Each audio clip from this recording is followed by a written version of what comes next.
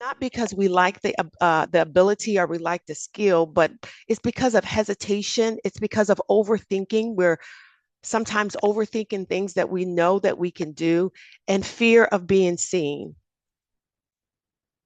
But here's the good news, there's always a shift. And I love the shift. I love when we have the opportunity at the crossroads to make a decision and say, I'm not going to go in this direction anymore. I'm going to shift and I'm going to go into another direction. So, research on the growth mindset, if you ever heard of that, it gets some lectures on it. It is really an amazing concept. But researchers show that the growth mindset reveals that individuals who intentionally reframe their thinking are significantly more likely to A, embrace challenges, push through setbacks, and pursue new opportunities. The founder of this concept, Carol Dweck, is known for developing it. And he has this to say. He explains it this way. People who have the growth mindset believe that even if they struggle with certain skills and abilities, they're not set in stone. They believe that with focus and with intentionality and with persistent effort, their skills and their abilities can improve over time. And the same is for our thought. If we want to improve our thought life, then we have to be intentional. And if we work at it and we focus on it, it can change. And this belief, I believe, changes everything as women. When we believe we belong, when we believe that we are capable, when we believe that our contributions matter, we become more confident, we become more courageous, and we become better prepared to lead in all spheres of life, our workplace, our families, and with our friends, and also in our communities, which is so important. So today we're just not talking about positive thinking. I want to level set that. We're not talking about positive thinking. We're talking about taking ownership, intentionally reframing our thoughts. So I'm going to ask you a question. Are you willing to practice radical intentionality in reshaping the landscape of your thoughts? If so, let's begin by identifying why me thought patterns, because once we name them, we can confront them. And once we confront them, we can reframe them. Pattern number one, automatic negative narratives. We'll call this ANDs. ANDs facilitate and support thoughts and emotions that give life to ideas and declarations we speak, and it often works against our personal and professional growth. You know, statements such as, I can't do that, I always mess up, I'm just not ready. Over time, these automatic negative narratives become ingrained in our thought process. And they do three things. They limit our confidence, they prevent us from taking risk, and they sabotage our professional and our personal growth. You know, if, excuse me, if these unchallenged automatic negative narratives, these ands, they quietly answer life opportunities with why me in doubt instead of why not me and why not now in courage. Pattern number two of the why me thought pattern is comparison compromises. We'll call this CC. Now, I know by a show of hands, how many of you have compared your life to other people? I'm going to raise my hand. It is a constant challenge. Comparison compromises our confidence and it dilutes our authenticity. We lose so much power when we measure our worth against someone else's journey, their social media timeline, their talent, their platform. You know, it's just so tiresome. So when comparison becomes the lens that we see ourselves, it does these three things. It diminishes our creativity, it distorts our view of who we really are, and it creates unnecessary competition that takes us outside of the lane that we're supposed to be in, that is aligned to our purpose. Comparison always asks, why them, right? But confidence responds with, why not me and why not now? And the last pattern we'll talk about is potential is postponed. We'll say PIP. Potential is postponed when fear based thinking keeps us from moving and acting.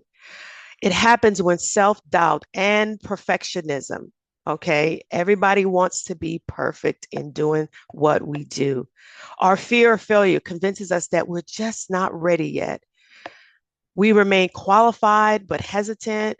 We shrink back in rooms where we are prepared to lead, and we delay in applying, launching, speaking, and stepping forward. You know, the PIP voice sounds like this: maybe next year. Someone else could do it better than me. It's just not the right time. I know many of us have spoken, have heard those words we say these words to ourselves. In my opinion, I have to say this: perfect timing is a myth because nothing is perfect. I believe that growth happens when we experience the imperfections we face in life. So postponed potential always will ask this question: am I really ready yet? Am I really ready? The growth mindset says, why not me and why not now? Why not you and why not now? So one of my favorite authors is Dr. Brene Brown. And she states this quote in one of her, I think it was a Netflix, and I just grabbed hold to this quote. And it says, courage starts with showing up and letting ourselves be seen. If you want to make a difference, you just have to show up. It's not going to happen by you not showing up and being seen and being present. I want us to remember this statement. Potential doesn't disappear. It sits dormant, waiting for courage and confidence to connect. Each of us are capable of learning the skill of reframing our thoughts. You say, how do you know that? You don't even know me. You're on this webinar. Well, I believe all of us, all of you are smart, intelligent women who did not arrive to the seats that you're sitting in just by coincidence or by accident. You didn't get here without reframing your thoughts and creating new ways and plans and processes for your careers, for your families, and for your futures. So you already have what it takes to reframe your thoughts.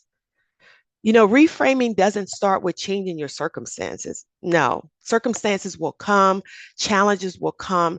It starts with changing the story you tell yourself about who you are. I often tell the people that I mentor and coach that you can make excuses or you can make changes. The choice is yours. I like to make changes because excuses has no return on investments. It's blowing words in the wind that does not get in the ground. The seed does not set seed in your heart and in your will to change the way that you're doing things. So we have identified 3 why me thought patterns that limit our growth. Automatic negative narratives, we call them ands. I don't want anybody, any ands around me, right? I don't want anyone to say, hey, I'm part of the and family. I don't want any automatic negative narratives. Those internal voices that tells us we can't, we're not ready, we're not enough. Comparison, compromise, CC. You know, the habit of measuring our values against someone else's journey. No, we don't want to compare. And potential is postponed. PIP, another why me thought pattern, the tendency of delaying and stepping forward, even when we know that we are fully ready. If these why me thought patterns are not checked, if they're left unchecked, these patterns can do these 4 things: distort your identity, diminish your confidence, delay opportunities, and keep you asking, why me in doubt, rather than why not me and why not now in courage and confidence. So we're going to take a few seconds to pause. I have 2 questions for you. Question number 1, and I want you to just reflect on it. Which of these patterns show up most often in your thinking? And the second question is, what narratives have you been rehearsing that no longer serves your personal and your professional growth? I think these are 2 questions that we have to ask, because reflection creates awareness and intentionality brings forth transformation. And Women's Month is about as I said in the beginning, it's about acknowledging where we've been, but it's also about assessing where we're going. And if we have these thought patterns just running rampantly in our minds and freely, then we won't get to the next stage, the next season of our lives where we're going to walk in purpose, where we're going to fulfill our potential. So think of those two questions. Which of these thought patterns, these why me thought patterns, show up most often in your thinking? And what narratives have you been rehearsing that no longer serves your personal and your professional growth? So I want you to remember this quote. I'm a quote person. I love quotes. And I will just say this one because I often have to remind myself of this when I have those automatic negative narratives running around in my mind. You are the CEO of your thoughts. You get to own them and you get to reframe them for your purpose. It's your thoughts and you have the authority over them. So we've discussed the why me thought patterns. Now it's time to break these patterns with practical strategies and intentionality. Because reframing our thoughts does not just happen by incident or accident or coincidence. It happens with intention. So I'm going to discuss 3 strategies that we can begin shaping our thought life. Strategy number 1, purge old ways of thinking. Reframing begins with identifying and removing thoughts that no longer serve your personal and your professional growth. Thoughts that degrade your identity, purge them. Replace them with the truth that you are here on purpose for a purpose. Thoughts that question your competence, purge them. Replace them with the truth. Thoughts that question your competence, replace them with the truth that you are qualified to contribute something meaningful to this world.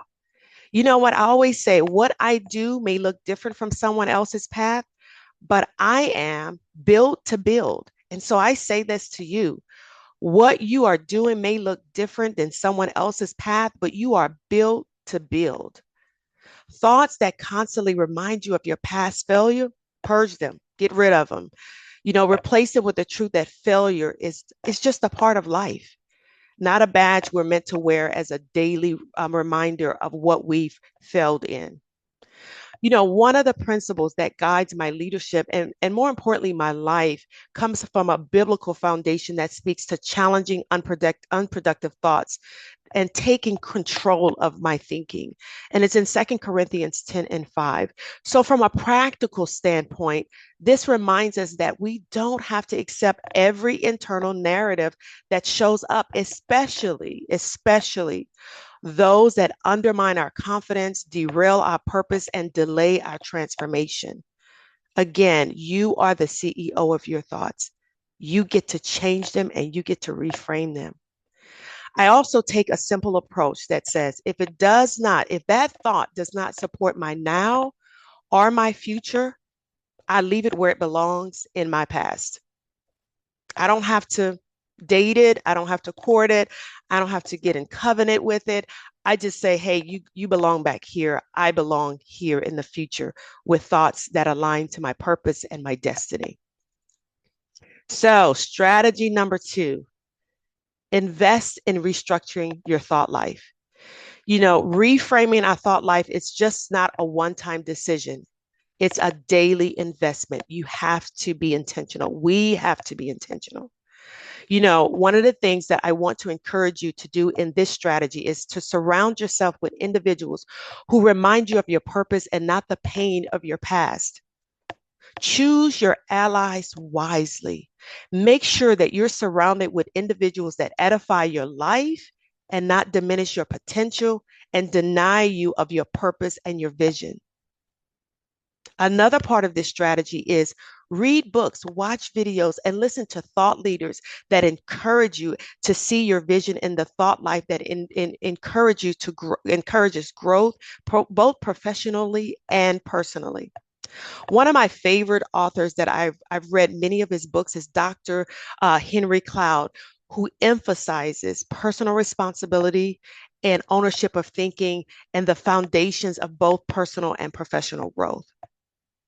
And another part of this strategy is change your engagement pattern. So what does this mean?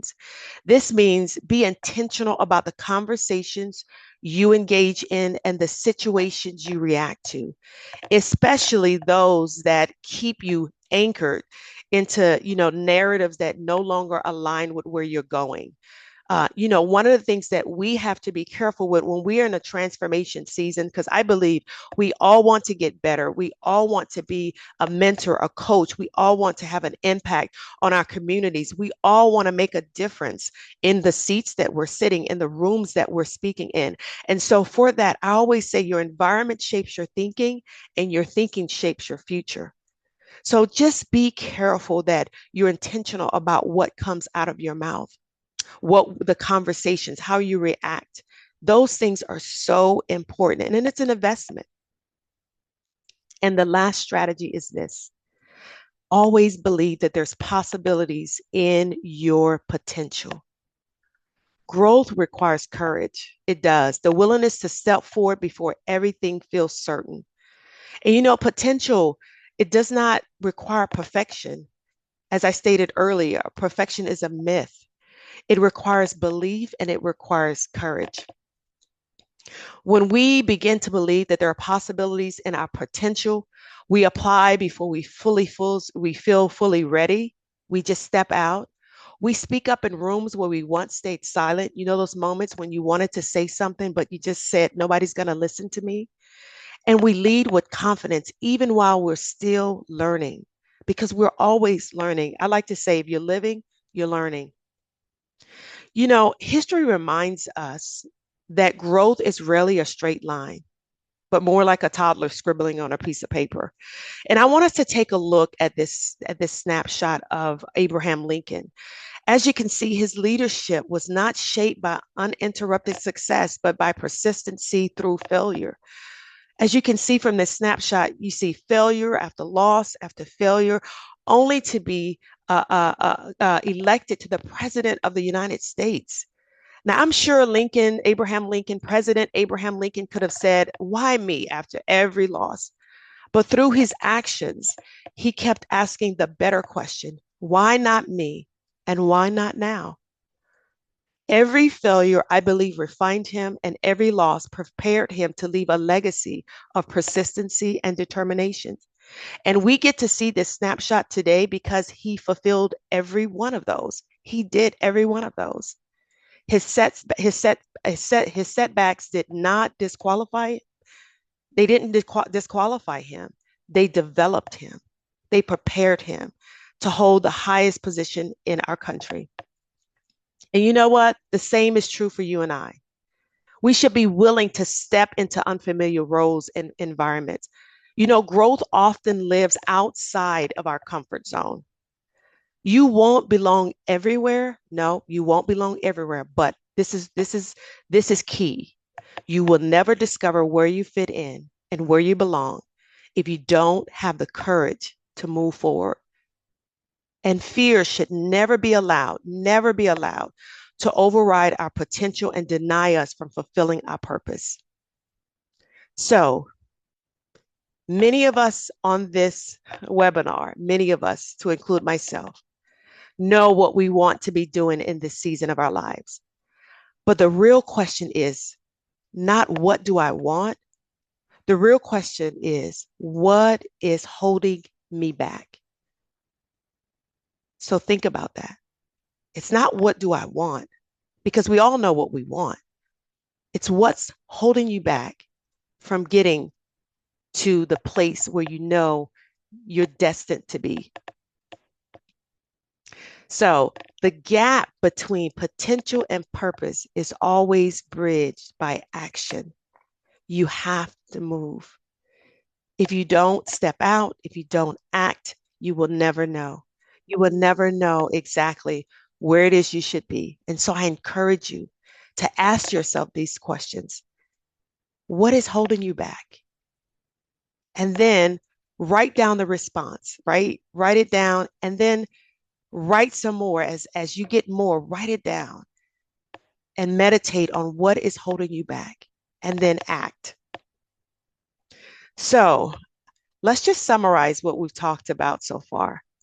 We talked about how our thoughts shape our lives. We identify three common patterns that often keep us stuck in asking, why me? And keeping that why me mindset.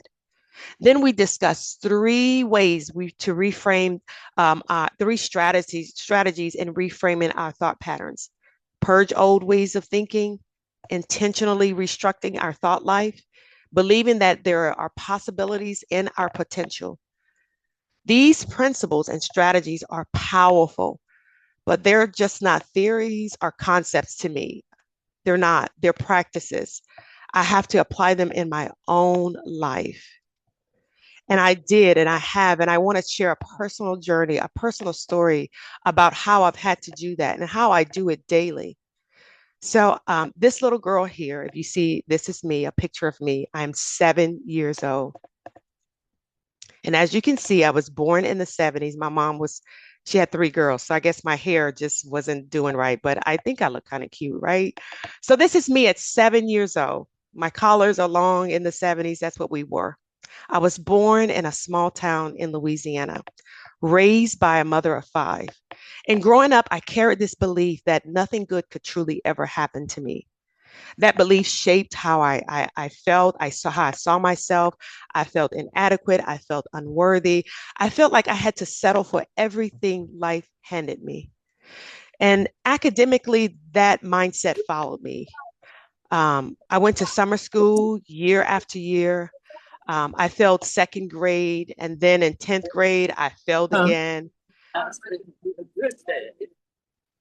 By the time my thoughts were already formed around one question, why me? Failure wasn't just something that I experienced. I believed I was a failure. I truly believe that.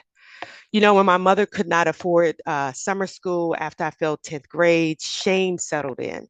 So now I have that I'm a failure, and now shame is there.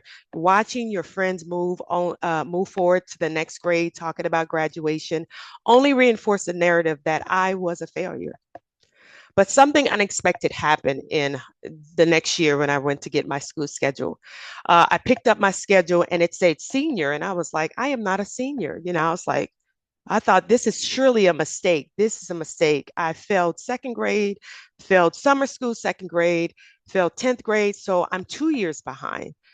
So I was like, somebody's going to tap me on my shoulder and say, hey, you need to go to the 11th grade homeroom. But I believe it was a divine intervention. So that year, the school district changed the requirements. And so I had enough credits to be a 12th grader, a senior. So I worked really hard. And I graduated high school. And, you know, years later, I'm married with children, and I was helping my husband with his homework, his college homework. And my mother was visiting me, and she asked me this one question. She said, when are you going to help yourself and do your own homework? And I was like, I don't know what you're talking about. Like, I'm helping my husband do his homework, his college homework. The question interrupted all of those automatic negative narratives, all of those ands, right? Of being shameful, I'm a failure. And yes, of course, immediately fear and the emotions of shame and defeat and, you know, regarding my academic experience and journey kind of popped up in my head. What if I fail? This is financial, you know, there's a financial responsibility to college, you know, and to go into a university. But in that moment, I heard these three words: why not me? Surely I can do homework. I was helping my husband with his college homework. I realized that I couldn't change my life until I changed my thinking. I had to reframe the narrative before I can act. I had to change the way I thought about my academic career. So I took my mother's advice. I registered for classes at a community college. But more importantly, I acted on the new narrative of why not me and why not now. As my education journey unfolded, so did the truth about my potential to succeed. And this is what I discovered. The only thing that changed was my thinking. the thoughts that I entertain on a daily basis, the automatic negative narratives. I rewrote my story. I did by reframing my thoughts about how I can succeed in school. And with every college assignment I completed, I dismantled the lie that why me had whispered for so many years. It was never the truth. It was all a smokescreen, blocking me from seeing the capable, authentic woman I was becoming and that I currently stand in today. That same person who repeated second grade and 10th grade, that same person who said in summer school, summer after summer, as you can imagine, if there's any educators online, you know the teachers don't even want to be in summer school. So surely I did not want to. My friends were playing outside, but that same girl that said in summer school, summer after summer, that same little girl now holds, as Taisha explained, a bachelor's degree in human resources management and a master's degree in organizational leadership. And I will add this, I graduated with honors in both of those. So this is my story that I'm sharing with you today. My question to you is, what will yours be? What will you say about the moment you stop asking why me and started declaring why not me and why not now? Why not you and why not now? You can do it either way. Why not me and why not now? Why not now and why not me? So as we leave here today from this webinar, I want to encourage you to be intentional about your thoughts. Reframe the narrative about who you are and what you're capable of being and doing. Take the next step. If you fail, it's okay. Get up and start again. We saw Abraham Lincoln. We saw his snapshot. What will your snapshot show? What legacy you will you will show for your community, for your family that said that she was persistent. She kept going. She fell down, but she got right back up. He did it, and surely it's for us to do as well. Speak up. Your voice matters. You have a voice. Our Creator gave us a voice so that we can encourage, influence, impact, build. We are built to build. You are here on purpose for a purpose. Take the risk. Take it. You just might succeed and move forward, even when it doesn't feel comfortable. Remember, I said growth often happens when it's uncomfortable, in those not in your comfort zone. If you want to grow and you're in the comfort zone, those two things don't match. It's like oil and water. Get out of your comfort zone so that you can see your potential, so that you can act on your potential and live out your purpose. Reframing your thoughts doesn't erase your past. It helps you to reposition your future. And I want you to just meditate on that. It doesn't erase your past. It helps you to reposition your future for your purpose. Thank you so much for allowing me to share these strategies with you and my personal journey of reframing my thoughts and shifting from why me to why not me. I pray and I hope that you were encouraged about everything that I shared today. And if you would like to connect with me, I think Taisha has my contact information, my platform, but I can definitely put it in the chat so that you can contact me and ask me questions. So I appreciate your time and I appreciate this organization. And I thank you for the work that you're doing in the community. It's so important to give back to others and to encourage others to walk out their purpose. So I'll turn it back over to you, Taisha. Thank you so much, Cynthia. That definitely hit home for me. I can say a lot of those thought patterns I've dealt with, and I will move forward, as you said, and try some of those solutions that you provided. So thank you. Oh, you're Thank you, welcome. everyone, so much for joining. Again, Cynthia will drop her Yep. Let me put it in the contact chat. info in the chat, Yep. including her social media. So if you have additional questions or if you're interested in leadership training for your organization, she definitely is a professional and brilliant at it. She's helping us as the commission and just to get that, you know, reframing mindset out there for women. So thank you all. I hope that you have a beautiful and blessed Saturday. And I will hopefully see you soon on some upcoming events that we will be doing, we'll be hosting virtually. So thank you.